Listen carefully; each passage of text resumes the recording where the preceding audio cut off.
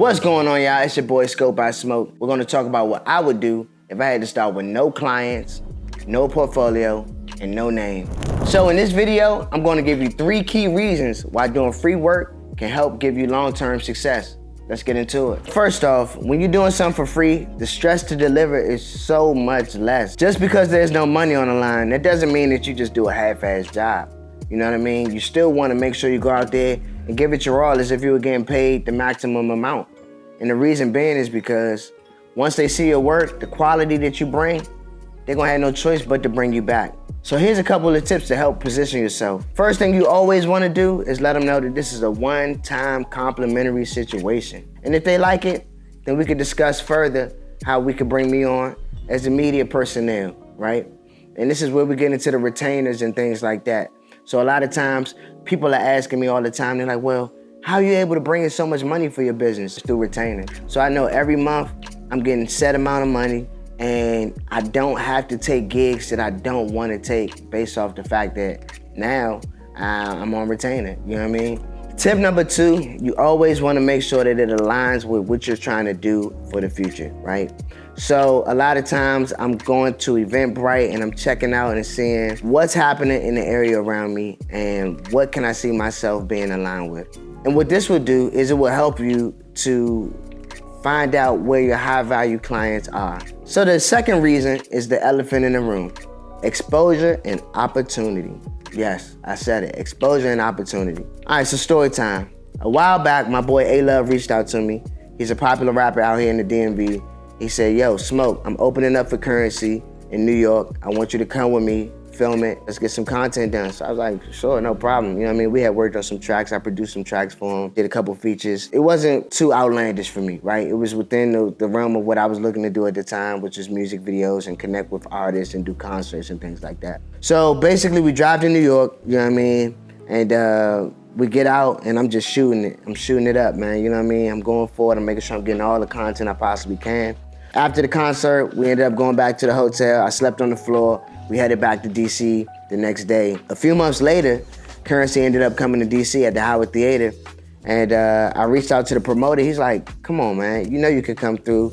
You know, you got great work. I really love your work. Ironically, that show was the show that Currency ended up posting my work on his personal page. Once Currency posted me, everything was up. I'm not gonna lie to you. It was kind of like just like a snowball effect almost, where it was like I was getting requests to shoot this video, and requests to shoot this, and requests to shoot that. And I say all that to say that by doing this free shoot for A-Love, it helped me land my first retainer with a whole different company. They saw the quality of my work and they saw how passionate I was. Who knows where I would have been had I not gone to New York that day. So don't sleep on the free work. You gotta do it in decency and in order, and it has to be done correctly in order for it to all make sense. You know what I mean? So one extra tip is to network with everyone in the room. It doesn't matter who they are, what they do. Make sure that you go over, you introduce yourself, and you chop it up with them. You find a way to connect somehow. Even if you are from 2 different spectrums, you still find a way to connect. That way, when it comes time in the future, they say, oh, I remember that person that I met at so-and-so. I remember this person that I met at this event, because you never know where your next opportunity is gonna come from. So by you networking, that's also building your audience, and you're also connecting with real clients who get to see you in real time. They don't have to guess, oh, how's his work ethic, or they don't have to guess certain things that people who don't know you from a can of paint will have to try to inquire about. So the third reason is, it builds a strong portfolio, y'all. And I mean, I really can't touch on this enough. I think a lot of times people really underestimate the importance of a strong portfolio. You know what I mean? It shows people that I can do this and I can do that. I know a lot of times on YouTube, we preach niching down, niching down, niching down.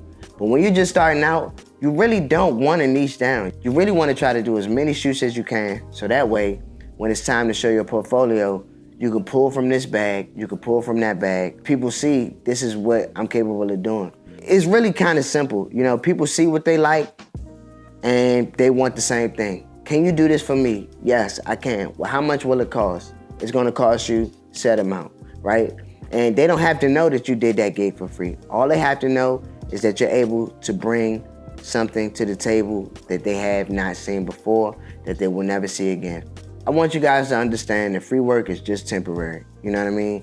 Position yourself so that moving forward, you're able to say, hey, look, so remember how I did this? If you like that, this is what it's gonna cost. Just to recap everything, we wanna make sure that we're setting boundaries when we're offering free work, okay? We wanna make sure the clients know that this is complimentary, right? We also wanna make sure that we understand that when we go out and do these things, we wanna give it 110%, right? Treat it just as if it were paid work. Because at the end of the day, people will book you based off of how you do on your free work. Nobody knows it's free but you and the client that you're dealing with. As far as any new client coming in the door, you charge them what the work is worth. You understand what I'm saying? So, if you're on the fence about doing free work, ask yourself, is this aligned with what I'm trying to do?